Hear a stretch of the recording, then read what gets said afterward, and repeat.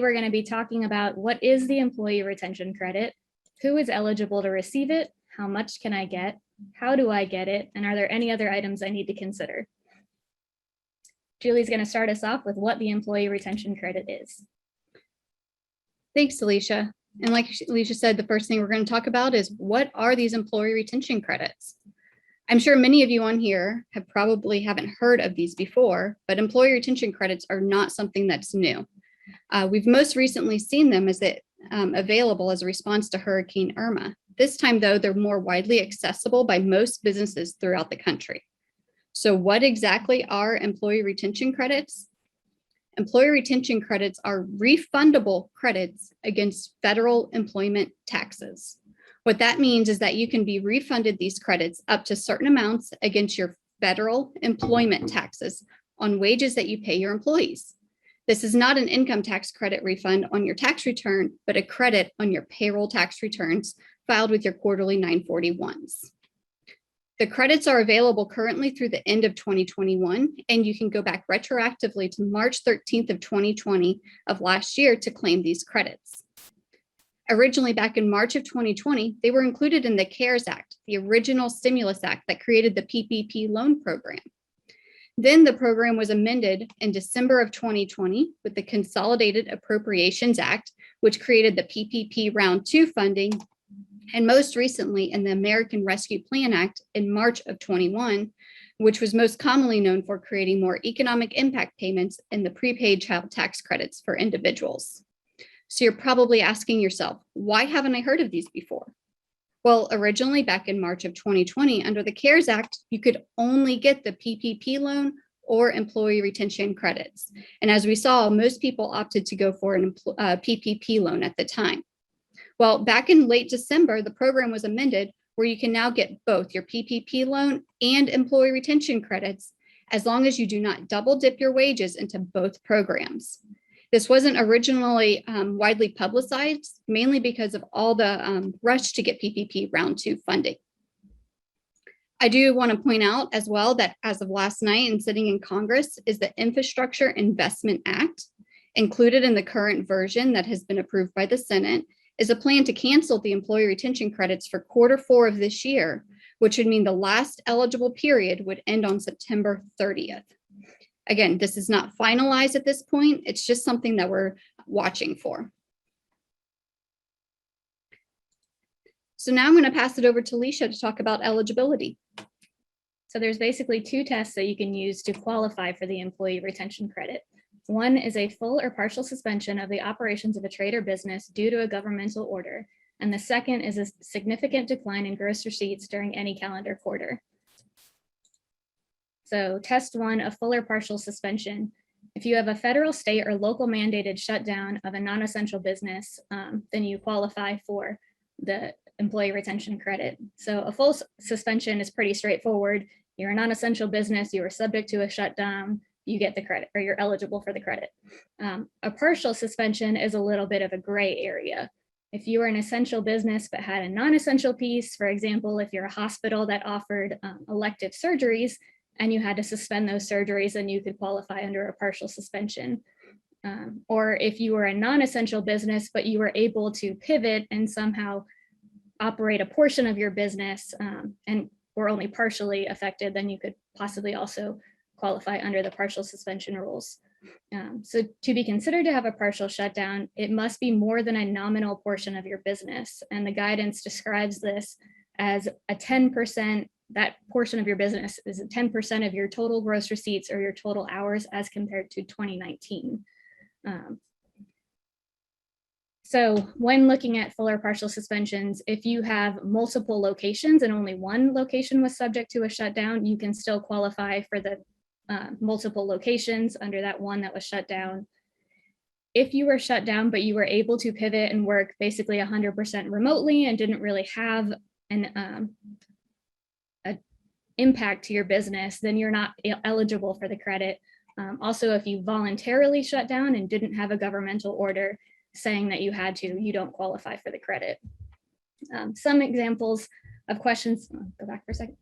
Some examples of questions to consider for a partial shutdown: were your hours restricted due to a mandate? For example, a bar that closed at 10 instead of their normal 2 a.m., they would have a partial suspension and could possibly qualify for the credit. Did you experience any supply chain issues or issues obtaining PPE? So for example, a dentist wasn't able to get their dental equipment, they could qualify for a partial shutdown. Did you have social distancing restrictions that reduced your normal capacity? For example, were you a restaurant or a retail establishment and you had to close your indoor dining rooms or stores, but you were able to offer curbside assistance, pickup, takeout, delivery, then you could also qualify for a partial shutdown. And then the second test is the decline in gross receipts test. So there's different rules for 2020 and 2021. You want to make sure that you're looking at those specific rules for which year you're looking at. Julie's going to go into more detail on that in a later slide. But big picture, 2020 gross receipts, if any calendar quarter is less than 50% of the same quarter in 2019, you're eligible for the credit. And 2021, any calendar quarter that's 80% less than 2019, you're eligible. So note both years, you're still comparing back to 2019. 2021 is not looking at 2020 gross receipts. They use that because 2019 was basically the normal year before COVID kind of took over and made things interesting. So once you qualify, once you hit that below 50 or 80% test, you remain qualified until the quarter after your gross receipts are more than 80% for the same quarter in 2019. So if you qualify one quarter and don't necessarily qualify for the second quarter because you didn't hit that 50% threshold, say for 2020, you can still remain qualified as long as you haven't gone over 80%. And even when you go over 80%, you still have until the following quarter when your qualification ends. There's also prior quarter safe harbor rules. So say, for example, you're trying to look at Q3 2021, but your books and records aren't finished, obviously, because we're not through 9/30. You can look at your Q2 2021 test to determine if you qualify then. So what are gross receipts for purposes of the gross receipts test? There's slightly different rules for taxable organizations versus tax exempt organizations. So for taxable organizations, you want to use the accounting method that you use in your tax return, so your cash versus accrual. And listed here are the different gross receipts to include, but basically it's line 1 of your tax return, your gross receipts less returns and allowances, any other income for services, investment income. Want to note specifically that we are not reducing gross receipts for cost of goods sold. And there was some uncertainty previously regarding PPP loans and some stimulus grants. They have recently issued guidance that says to exclude PPP and the shuttered venue operator and restaurant revitalization grants from your gross receipts test. So for tax exempt organizations, you use the accounting method that you use in your books and records. Gross receipts from all sources without considering expenses or costs. So your contributions, gifts, grants, dues, if you have sales of inventory, investment income, and we're going to exclude unrealized gains and in-kind revenue. And as I mentioned before, PPP grants, PPP and grants. So now what you guys all probably want to know the most, how much can I get? Julie's going to talk about that. Perfect. Thanks, Alicia. Now that you have a general idea on whether you may be eligible or not, let's go over some calculations on how much you may qualify for. So the calculations include taking your qualified wages and multiplying it by either 50 or 70%, depending on the year in which you qualify. So what is included in qualified wages? All wages, which include your regular wages, bonuses, tips, commissions, and anything that you pay your employees. Plus, you can include the cost of your employer paid health insurance. It's also important to keep in mind that wages that are not subject to FICA are not eligible for the ERC credits. These would include employer contributions to retirement plans and other benefits that are considered non-taxable. Also, something that is extremely important to note is that the double dipping is not allowed. What that means is that as most businesses received PPP and PPP round 2 loans, those wages that are used for forgiveness are not eligible for the ERC credits. Also, wages that are reimbursed by federal grants are not eligible as well. So now that we know what our wages are, let's go in and talk a little bit about how to do your actual calculations. So starting with 2020 first, because each year is slightly different, you can go all the way back to March 13th of 2020 to claim these, and you can get up to $5,000 per employee for the year. That's a total credit available of up to $5,000 for each employee annually. It's calculated as 50% of those qualified wages, with the qualified wages maxing out at $10,000 per employee. So for 2020, this is also only available for those businesses who have 100 or less employees that meet a full-time threshold, which is generally those employees working 30 or more hours on average per week. Now, there is a little bit of a special rule out there for employers that have over 100 employees. If you were still paying your employees who were not providing you services, those wages specific to those employees will be eligible for ERC credits. So what that means is if you were shut down and you kept paying your employees, even though they couldn't work, you can claim credits for those specific wages. And we have to remember here that any wages that you use for your 8 or 24 week period for your PPP loan forgiveness is not eligible for ERC credits.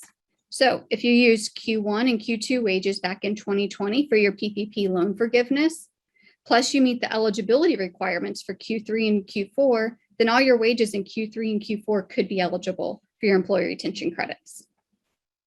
These credits can be extremely helpful to your business. To put this in a little bit of perspective for you all, if you have 100 full-time employees and you are eligible to receive the maximum of $5,000 per employee, times that by 100 employees, the most you could get for 2020 would be about $500,000.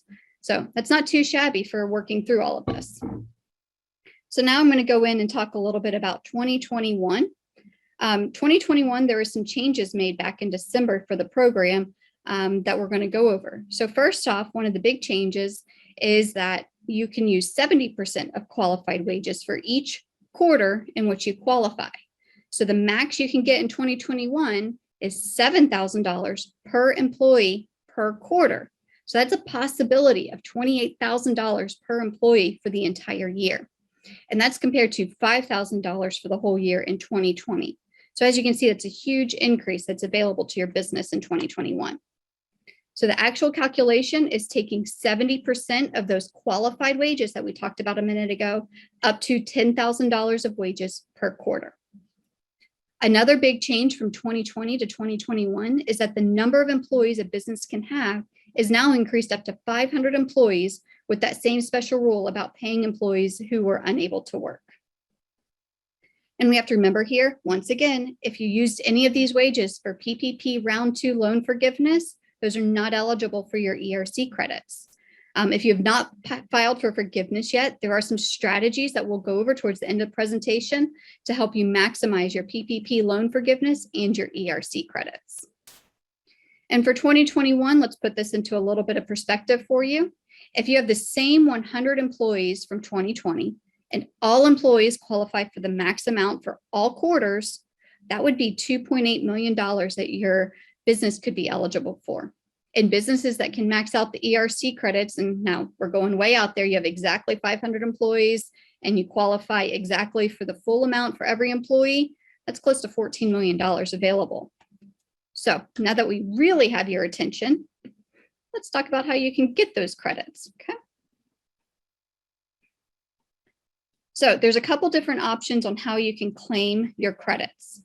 One of the main ways is through your quarterly payroll tax returns for your 941s. For any upcoming 941s in Q3 or Q4, you can claim them directly on the 941. If you have an outsourced payroll provider, you'll need to work with them if they prepare your 941s for any upcoming credits to be claimed. For previous quarters, going back to 2020 and Q1 and Q2 of 2021, you can go back and claim them by filing an amended 941, or what we call a 941X. Using your 941s is probably going to be the easiest and cleanest way to claim your credits. So here's a few examples of what it looks like if you file your own 941s. So this is an example of the new Form 941 that you could use for Q3 and Q4. There are specific lines built in to report your credits by quarter that are highlighted here for you. There's another area on this form as well where the wages will be split out between Social Security and Medicare wages. Your total credit will be the total of these two lines here. There are other lines on the form as well where the wages will actually be listed as well, with a separate line for your employer paid health premiums. So now if you're going back and amending your 941s, the form has been amended as well in a similar manner. Your credits will be listed on two lines like your 941. These are shown here on line 18. And then again on line 26 and on line 27. Below that in the bottom highlighted yellow area is where you will list out separately your qualified wages and your employer paid health insurance premiums. That's lines 30 and 31. So when you're filing for your ERC credits, there are two other ways that are available for you.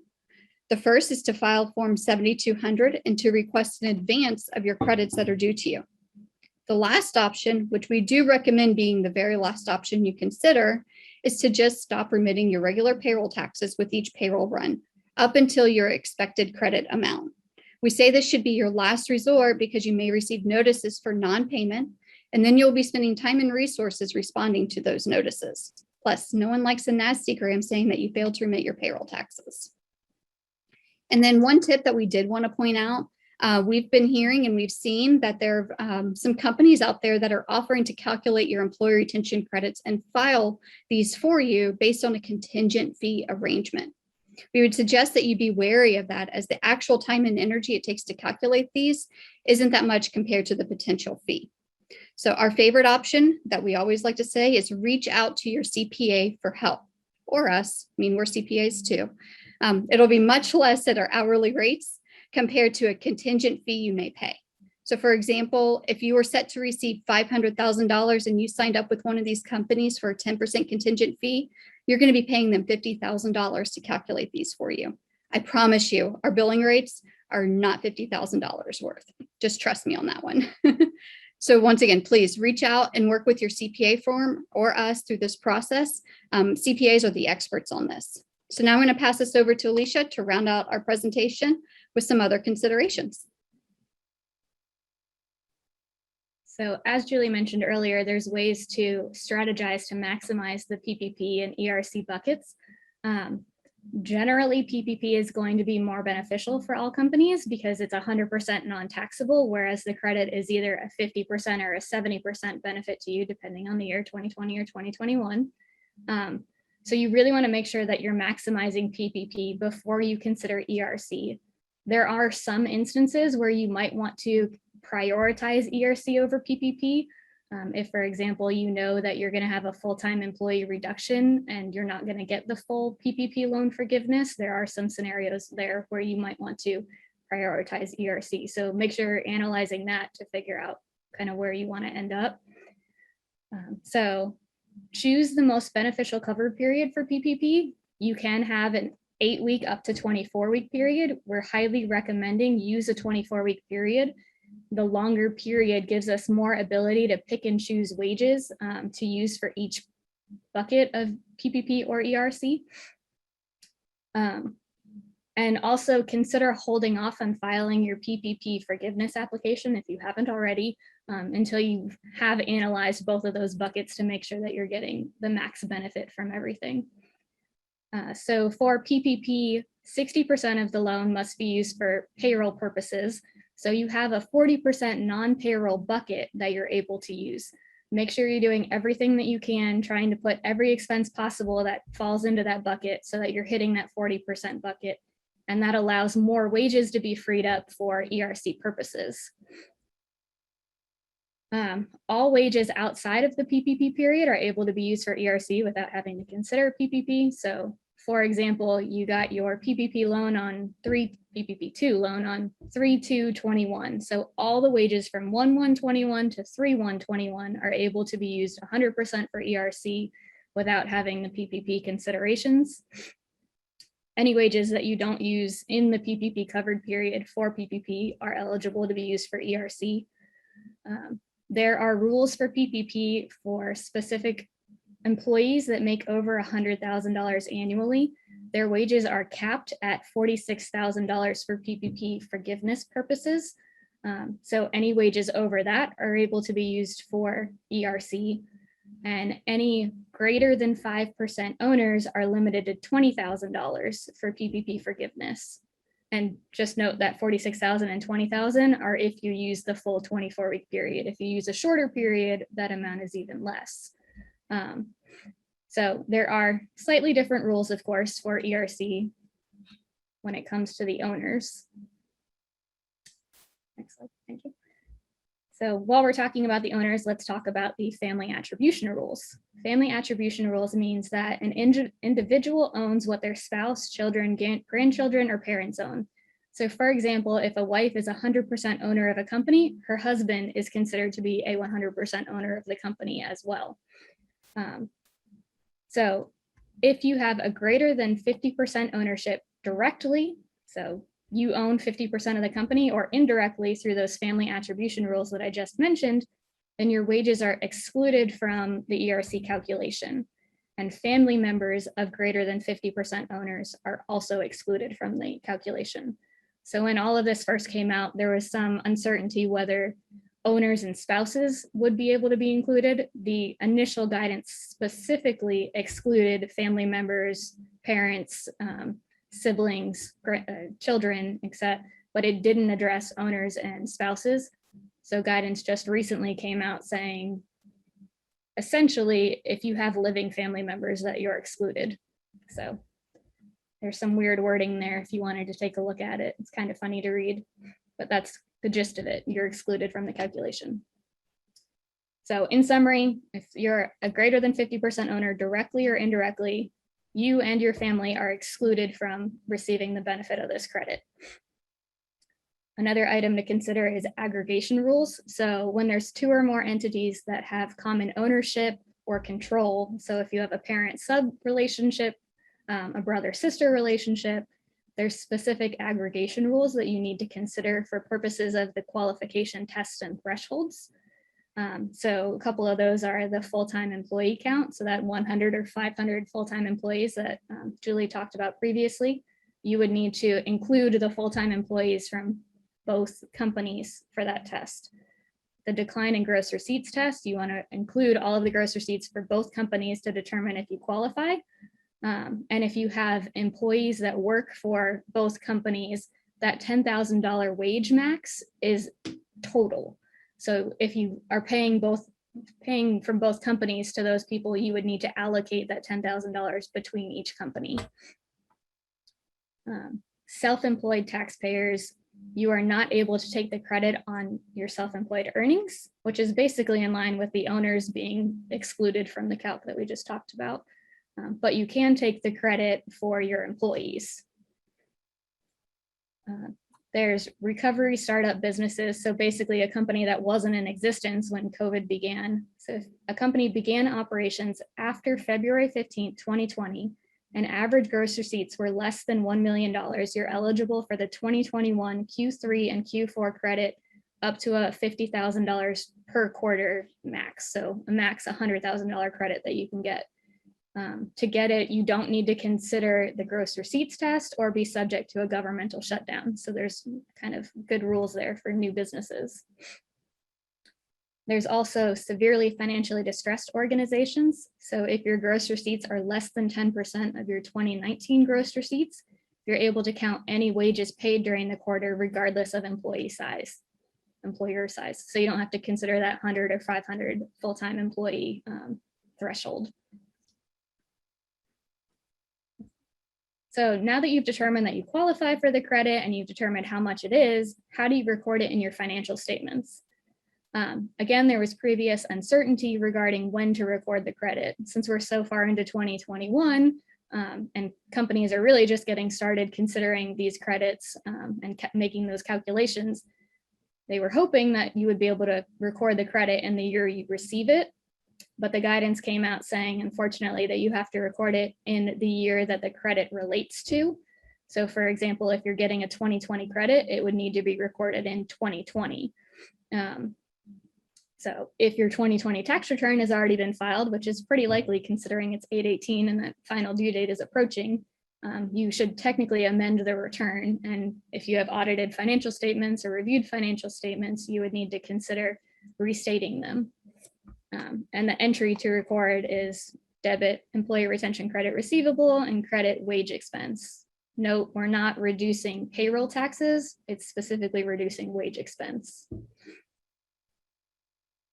So there's a lot of resources out there. We've put a slide together with a couple frequently asked questions and the notices that have come out recently for your review. I think we mentioned earlier, these slides will be available after our presentation, so you could go back to these and look at them. So that's all we've got. We'll open it up to any questions.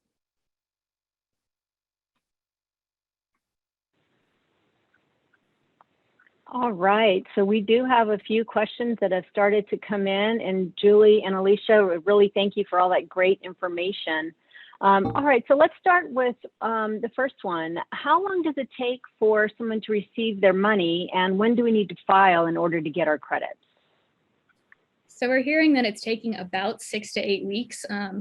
We got that information a while ago though, so as more companies start filing for their credits, it might take more time because the IRS has more to process, or alternatively, hopefully the IRS gets their act together and starts processing them more quickly. But I would say probably at least around that 6 to 8 weeks. Okay, all right. And here's another question that we've got. Do I need to prove that I was shut down or had a reduction in receipts in order to get my credits? Well, there is nothing to provide to the IRS when you're filing these specifically. However, you got to remember that you are always subject to audit. So it's always important to maintain your documentation until you pass that audit period, which is between 3 to 5 years right now. So just might as well keep it, be prepared, because you never know who might ask for it. All right, great. All right, here's another question. If I paid my employees while they were out sick with COVID, do these wages also qualify? So if you've already taken the credit for the sick and family leave COVID credits that are new out there, then you cannot use that same wages for ERC. So that kind of goes back to the no double dipping. Right. Okay. All right. Good reminder. No double dipping. All righty. Okay. So here's another one. If I file my own 941s, will RGCO help with the amendments and making sure my upcoming 2021 returns are correct? Absolutely. We've got a team here dedicated to the ERC credits, not only helping our clients, but anyone else who may need help. If you have specific questions or if you want to reach out to us, we've set up an email address to make life easy. It's erc@rgcocpa.com, and you can email that over to us, and one of our team members will be happy to help you out. Okay, great. And maybe someone can stick that in the chat too. Yes. All right, we've got another question. What is the status of the EIDL repayment plan? I'm going to assume you know what that is. So again, you can't use the same expenses that you're using for EIDL for PPP or ERC. So that's the double dipping again. You don't want to use the same expenses for both of those. I hope that answers the question. All right, and then here is another question. For qualification, to clarify, is it the full or partial closure and the gross receipts reduction, or one or the other to technically qualify? It's either or, so you only have to qualify under one of them. Okay, all right. And here's another question. Can you clarify or discuss the full-time employee terminology? The slide noted 30 hours a week. Yeah, so right now the guidance is on average 30 hours a week or 130 hours per month. So those would qualify as your full-time employees when you're looking at the number of employees in your business to determine if you're eligible. For 2020, that would be 100 employees. For 2021, that would be 500 employees. And just to note, you're looking at your 2019 employees for that calculation. So you look at your total for each month add them up, divide by 12, and that's your average to use for the test. Okay. All right.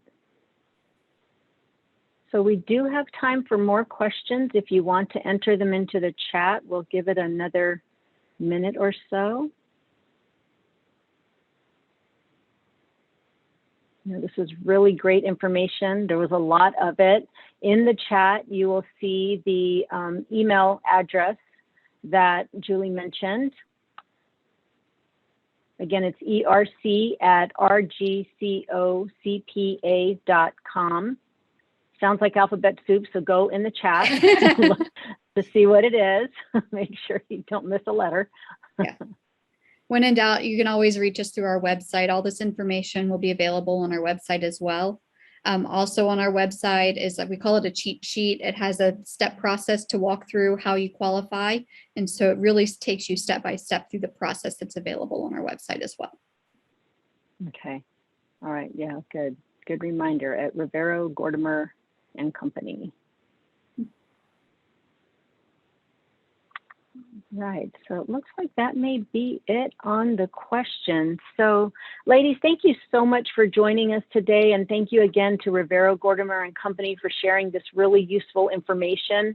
I think it's something that not enough people are fully aware of. So your coming in today and sharing your knowledge and expertise is hugely helpful for the businesses and the members of the chamber. We truly appreciate it.